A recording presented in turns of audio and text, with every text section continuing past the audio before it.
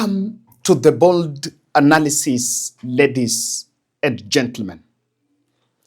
I have closely followed Raila Odinga burial, and there are some observations that I've made to the great disappointment of many of us who are following. By the way, I can start asking you, listening at the speeches, did they meet your expectation? Did they meet what you really wanted to hear? Clearly, when you listen to Raila Odinga family, all of them who spoke, starting with Mama Ida, they all confined their speeches to eulogizing Raila Odinga and decided to keep off broad-based politics. And they only thanked William Ruto for standing with Raila and according Raila Odinga state funeral. But those accolades that were given by the family was selfishly hijacked, and that burial was selfishly hijacked by the state to have the platform to execute their broad-based agenda. And I want to say something on behalf of many of us who believe on Raila ideology. Raila Odinga legacy did not start and stop with the broad-based government. And of course, a more clearer point is this. Probably when Raila Odinga legacy is written, the broad-based government cannot even get a chapter in it. The only chapter they will get is the state burial. I want to ask you to take time and listen to this podcast, because things I'm going to say here might be very unpopular, might be provocative, but probably they have to be said at this point. A reception of Babu Owino when his name was called, and the cheering that he got is a sign that the decent voice is an idea. It's time, whose time has arrived. Honorable Eve Akinyi-Obara, Honorable Beatrice Elachi, Honorable Esther Passaris, Honorable Irene Mayaka, Honorable Babu Owino, Honorable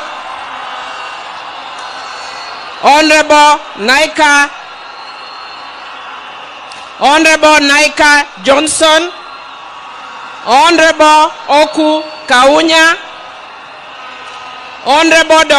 Honorable Samuel Atandi, Chair of Budget, Honorable Shakil Shabir, Honorable Oyula, Honorable Mark Nyabita, Honorable Elisha Odhiambo, Honorable Babu Owino, Honorable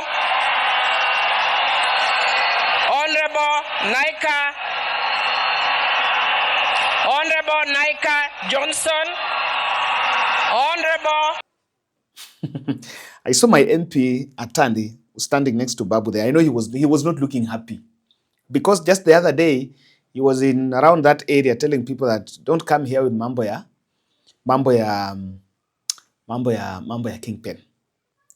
Listening to the leadership of the party and the others who gave their speeches were loaded with faked last-minute discussions with Raila, last meetings with Raila. Raila told me this, Raila told me that, Raila told me that other one.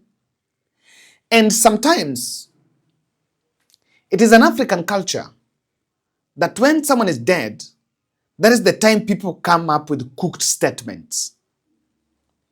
From all those speeches, the only speech I can believe and I can take serious is the speech from Winnie Odinga. Winnie Odinga said, alikuwa na Raila, Raila alikuwa na yeye, and Ruth Odinga, who was Raila's sister, and in a Raila family. All the other politicians that were talking from the point of my interest. And Odinga is lying there. I have a letter to Odinga. Baba, when you were alive, when you gave birth to the ODM party in 2007, I have taken time to read your history. I was not born in 1992 when you vied as an MP. But I've taken time to read your journey, almost 35-year political active journey. You championed for national interest. I want to tell Kenyans, the team listening to the speeches in Jaramogi Oginga Odinga Stadium, the fellows that are masquerading as and promising the masses that will champion the Odinga cause are dishonest, and in fact, they have only activated a survival mode. And I'm going to show you that. They have only activated a survival mode. In fact, something I really noted. William Ruto is the person who organized and got the chartered plane for Odinga to be flown to India for further treatment. It was a very critical care. And of course, you can have your anecdotes against William Ruto, but he was a bit compassionate to the ODM leader. And I am amongst the team that believe that he really deserves his flowers for giving it a nod for Raila to receive state funeral. But that was there because I'm also one person who believed that Raila Molo Odinga deserved it. And this is not to mean that others did not deserve it. Look at how this information is exposed to ODM. William Ruto gives a plane that Raila was ill na mpaka hiyo ndege ipeleke Raila India. Then a bunch of some fellows calling themselves Raila Secretariat sits down to drag the name of Raila in Ruto. And in fact, let me ask, kama ni state ilipeana ndege Raila ako mgonjwa, who leaked this information that Raila was 16? Wow. Who leaked this information? This after Raila had been absent. Now, I want to demonstrate to you how that politics, how that burial was hijacked. And my position, my anchor point on this is that looking at the party, the only person who harbor the natural, organic, and true national interest of ODM party is only one person, Edwin Watenya Sifuna. That's number one. The second observation I want to make, I have listened to the ODM Secretary General. He has said something that Raila said in public. All the other people with the conspiracy theories about what Raila told me, are only cooking those. How do we want to believe what you're saying? You're saying Raila told me this, Raila told me that. Even though we appreciate those who are saying Raila held my hand. But yes, man, held your hand. Now it is time to rise yourself and say. And I want to demonstrate to you how the state infiltrated that burial. Since Nyayo all the way, the mood, the team realized, the state realized that hapa, mambo haitakuwa mzuri. And the first person who was called, Millie Odhiambo, I'm telling you, I pay attention, and even people who don't understand the Luo, that is why I want you to listen to this podcast. Kwa sababu, kuna vitu sana zilisema kwa Kijaluo. I might not explain all of them to you. But from those ones, I'm making those observations. There is something that Millie Odhiambo said. And she started by stoking tribal emotions on this. Jokingly. Baba also told me jokingly, because when I asked him, Baba, how are you? He told me, I am fine. In fact, in the morning, I walked all around. I am even surprised there are people who have killed me in Kenya and have already buried me. I want to tell you, as Jokanyanam, that for those who killed Baba and buried Baba before his time, because we are Christians, we forgive you. But we will never forget. But we also want to tell you,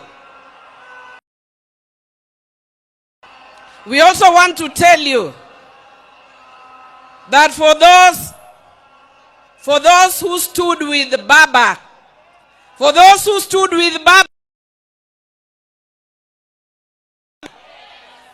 who, we shall never forget. And I want to tell you.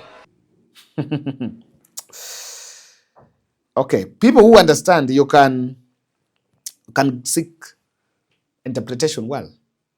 Will not forget those who, their target is the Rigathi Gachagua statement. And I wonder, when I listened to Mama Ida, between what Rigathi said and because we owe it to this country, and me, I'm a nationalist. Do you remember between that and what Ruto said, kwamba nitapeleka Raila Bondo? Why are they not telling Ruto that wale sema utapeleka Raila Bondo and Raila is in Bondo there? Why are they not saying that?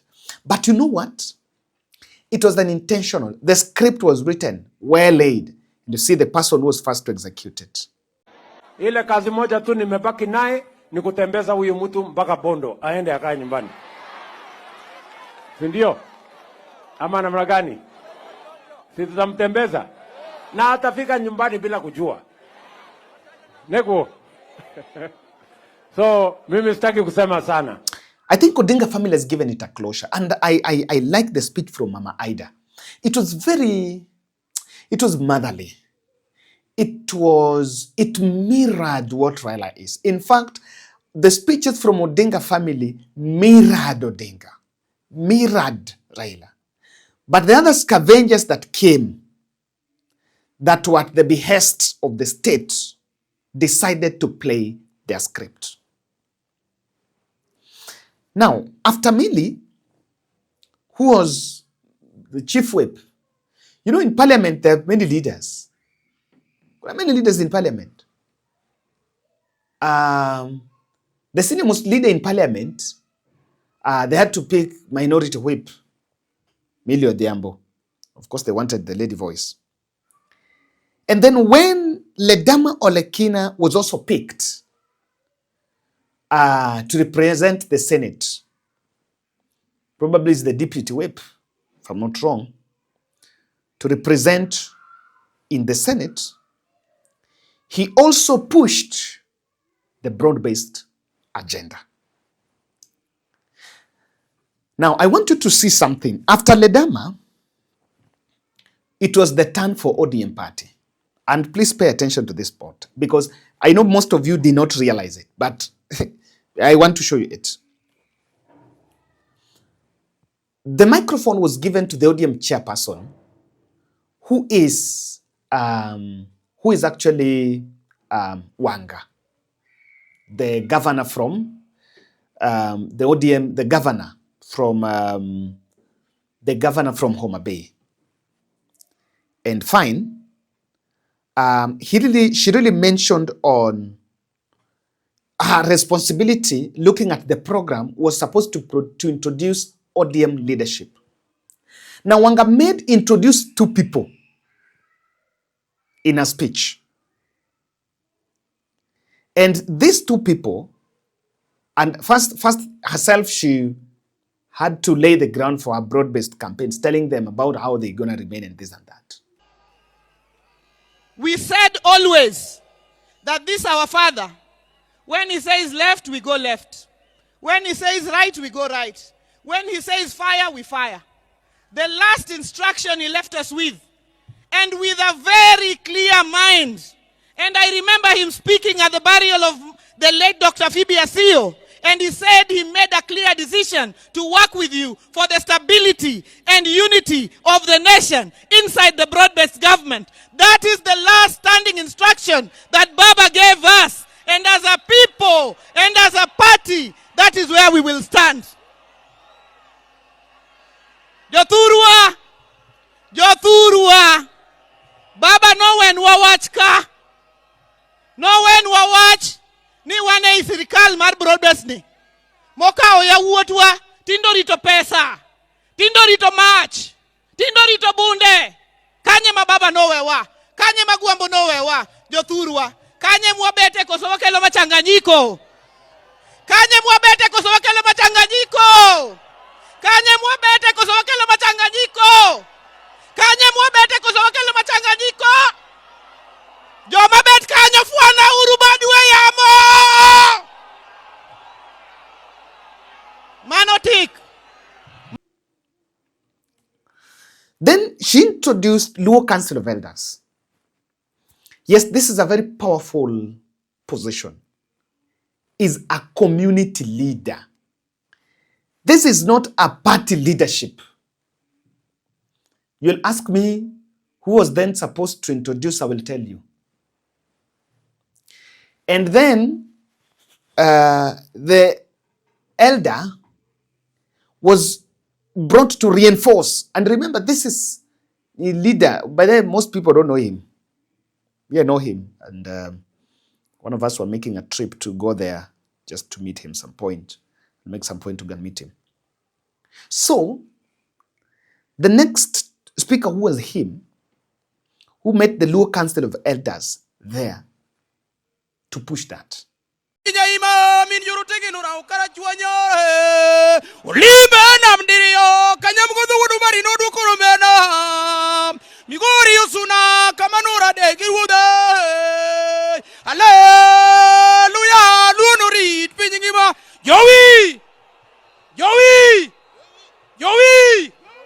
Raila njori wa wate akwajo luo nyithi luo miluongo ni Gen Z riureuru kikupogru mondo kochopo higa 27 to wago kura maber.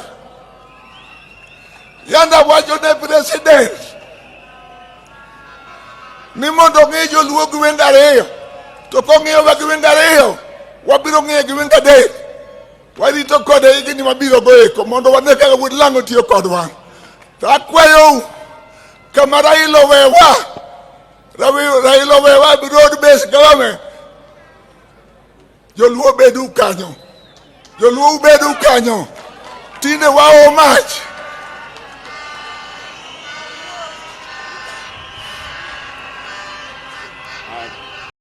Then after Luo Council of Elders is not a caucus within ODM party. But why he hijacked a Kamleta could push it? Then he introduced Nyikal. Now, this is not an ODM party position. Nyikal, there is something called dual. Dual is a group in Yemeleta Luo MPs. Luo MPs, not necessarily from the ODM party.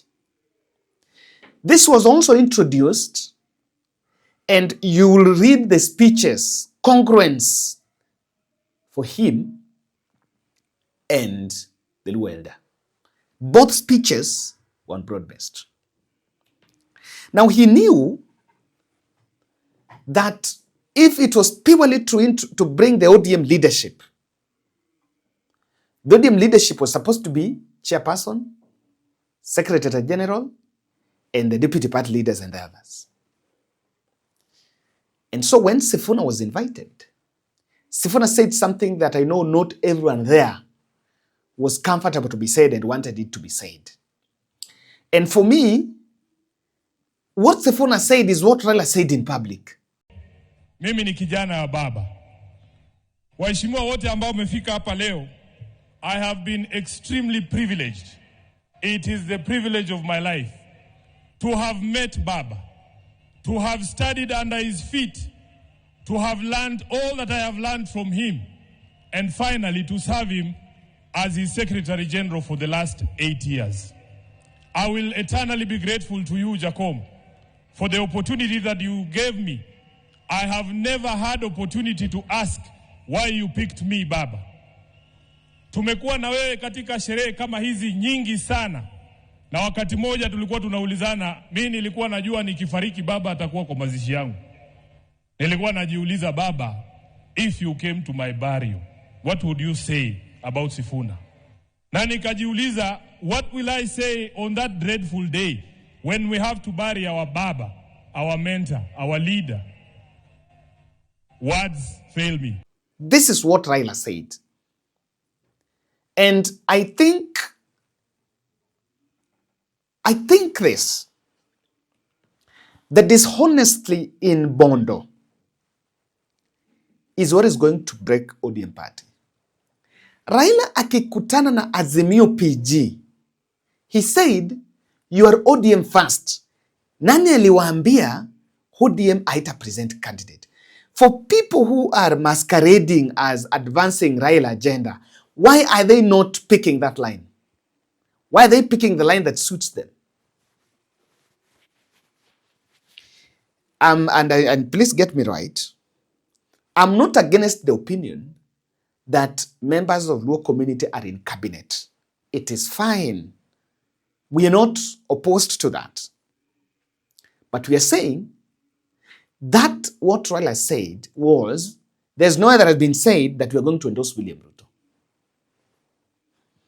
Mbadi, almost breaking up, his vocals were almost breaking, trying to beg the people and tell the people the way, I don't know. In fact, listen to them. Now let me ask. I don't know who is this person who told the ODM two-term battalion that mtu aliwaambia watoke kwa serikali. I think no one have said that. You know, they kept on saying tutoke kwa serikali.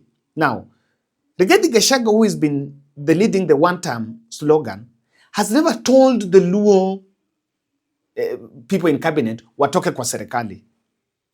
Even Sifuna has never said, even Raila did not say watoke kwa serikali. Now, there is a narrative that was cooked, and that's why I'm telling those people are very selfish. A narrative was cooked kwamba wanafaa watoke kwa serikali. No one said that. In fact, Raila's idea was clear that tukae kwa serikali in this term, we reap from it, then from there we'll decide what next, looking at how Ruto has reacted with them. But there seemed to be some insecurity. People think that sasa wanaenda kutolewa. In fact, Mbadi is very worried, as if someone was going to chase him from that government. And that is why I'm saying, you listen to Nyong'o. Do you know Nyong'o kept off that broad-based politics? Osotsi spoke clearly about, we were given until next year in March, where we will sit down and review. The scavengers there do not want to think about, let's wait until 2027 and review. They're not talking about that MOU. They're simply talking about, we are in government. I've seen Alai saying Sifuna should be kicked out as the Secretary General.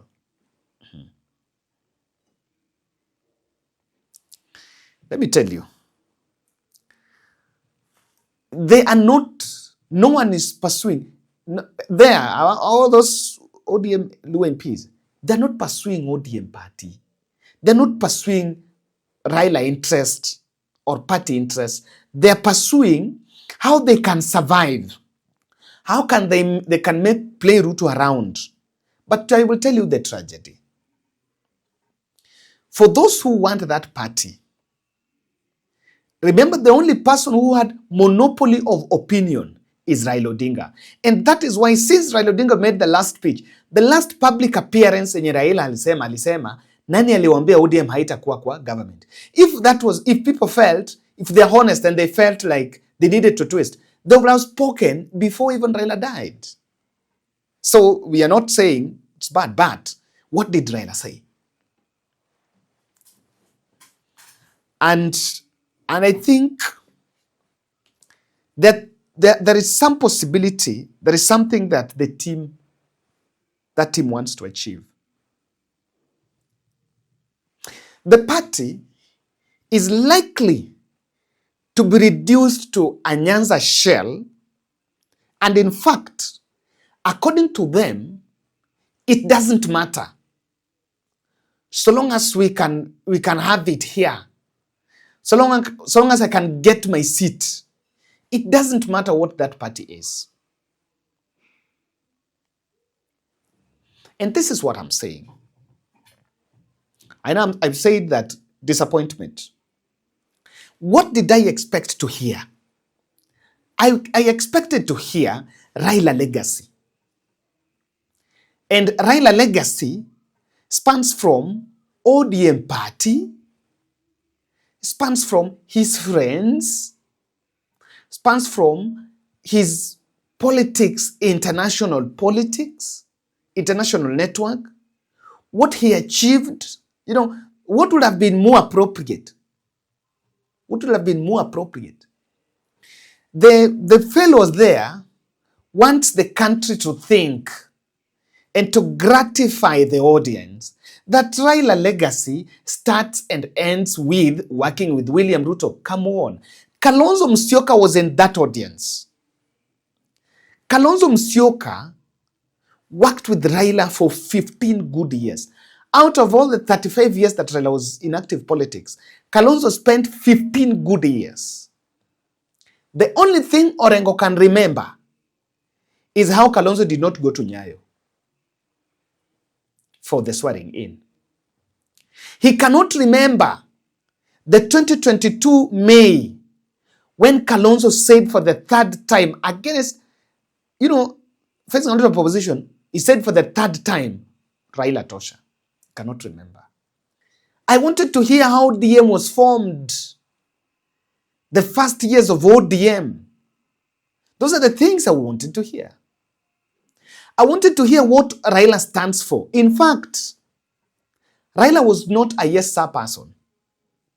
So those who are saying they want to take the legacy of Raila, the best they would have told us, come on, would be how Raila fought for justice. How they would continue that fight. But instead, they want the country to think of two things, broad-based and state funeral. So Luo Nation should vote for Raila because of state funeral. And this is the blunder. The disunity. Odinga became Odinga because he consolidated the vote. The disunity within that party will even lower its bargain. I can tell you, the next time they are going to kick out Sifuna as the Secretary General, the moment they kick out Sifuna as the Secretary General, the party will remain a shell from some Luo Nyanza. Even if they get 2 term, do you think Ruto will give them those cabinet slots? And the objective here is to weaken any emerging force.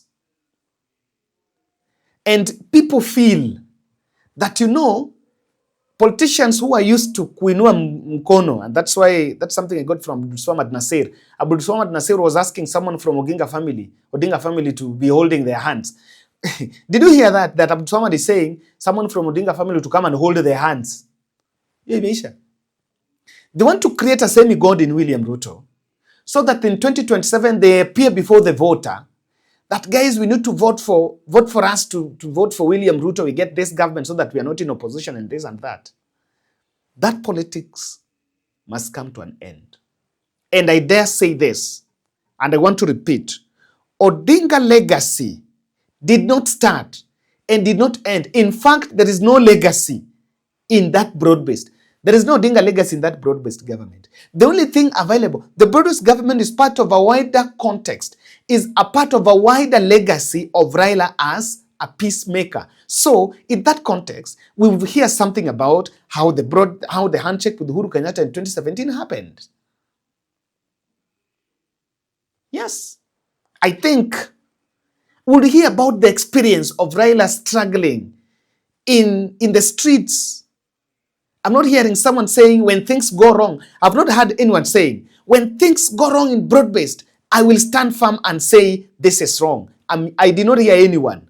All people are leaning because they want to look good. Come on. I think we've not been fair to Odinga. Thank you, guys. I'm coming back with the next analysis. Make sure you watch to the end.